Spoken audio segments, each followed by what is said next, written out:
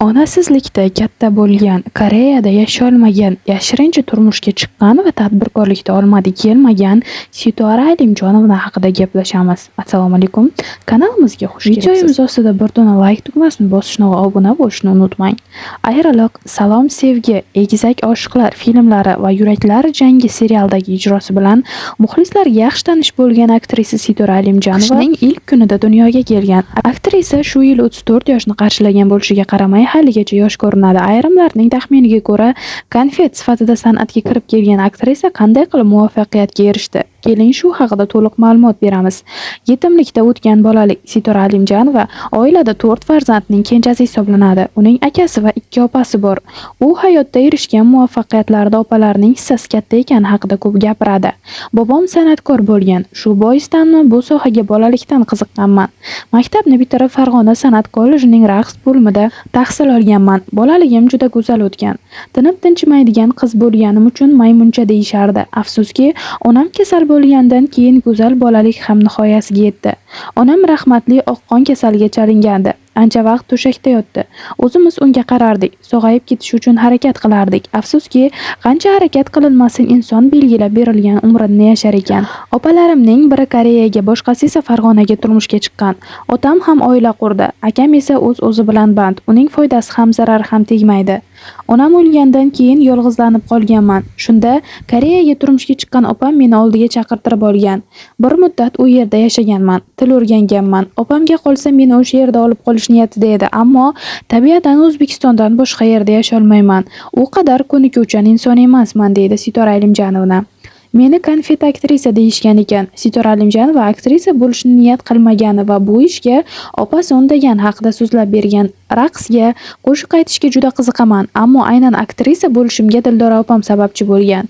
U tufayli rejissyor Durdona To'laganova bilan tanishganman va aynan filmda suratga tushish uchun O'zbekistonga qaytib kelganman. O'shanda ko'pchilik bu konfet aktrisa 5000 AQSh dollari bergan deb gapirishgan ekan. Rostini aytaman, u paytda buncha pulim bo'lmagan. Bo'lgan taqdirda ham rol emas, mashina olib haydagan bo'lardim.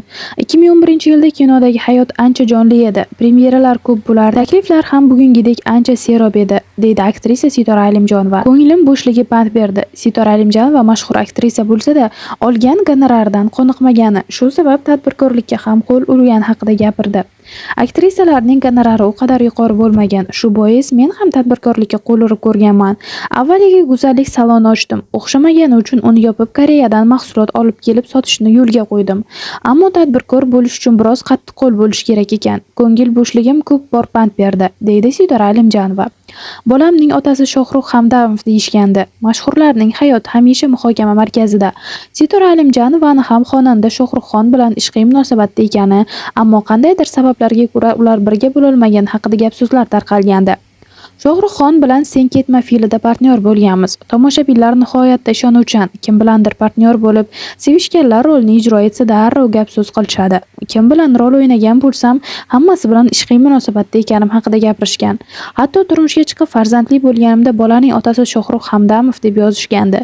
Bunday gap-so'zlarga e'tibor bermayman, deydi aktrisa. Aktrisaning yashirin to'yi ham ko'plab muhokamalarga sabab bo'lgandi. U birorta intervyusida nega to'yini Tailandda o'tkazishga qaror qilgani haqida gapirmagan.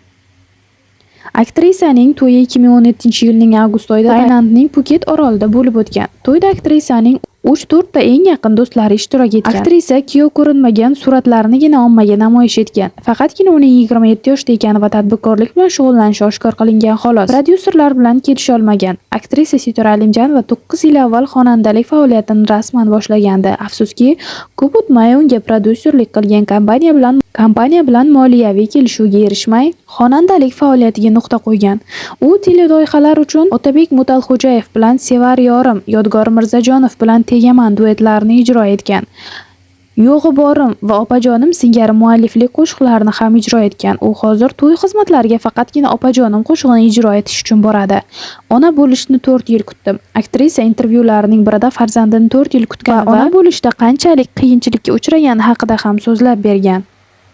Men rosa harakat qildim, davolandim, 4 yil farzand bo'lmadi. Orada bir bo'lib tushib qoldi, yana davolandim. Keyin tashlab qo'y, deyishdi. Keyin Xudo o'zi g'oyibdan berdi. Kutmaganingizda bo'larkan hamma narsa. Shuning uchun kutmaslik kerak ekan. Tug'ruq jarayonida juda qiynaldim. Buni eslashni ham xohlamayman.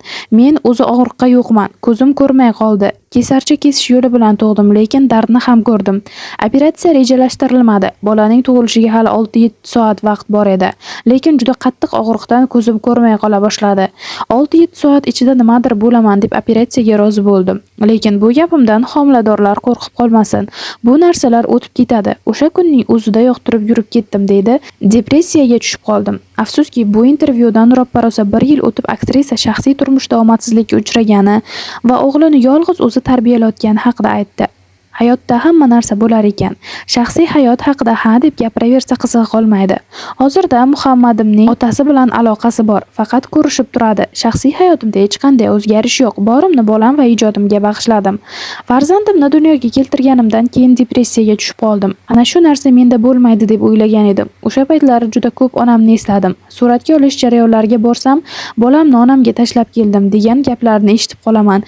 Hayot har bir insonning bir armoni bo'lar ekan. Shunaqa paytda onamning yo'q bo'lgani butun umrlik armonim bo'lib qolsa kerak.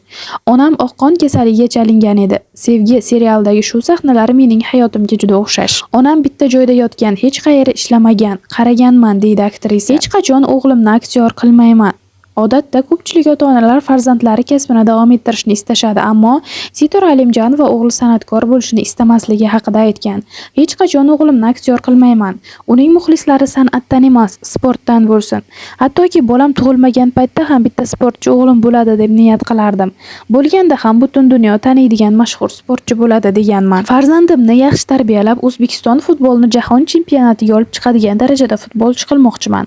Hozir bor xatti-harakatimni shunga qaratgan deydi aktrisa. Aktrisa ayni kunda ijoddan ko'ra ko'proq vaqtini farzandiga bag'ishlashga qaror qilgan.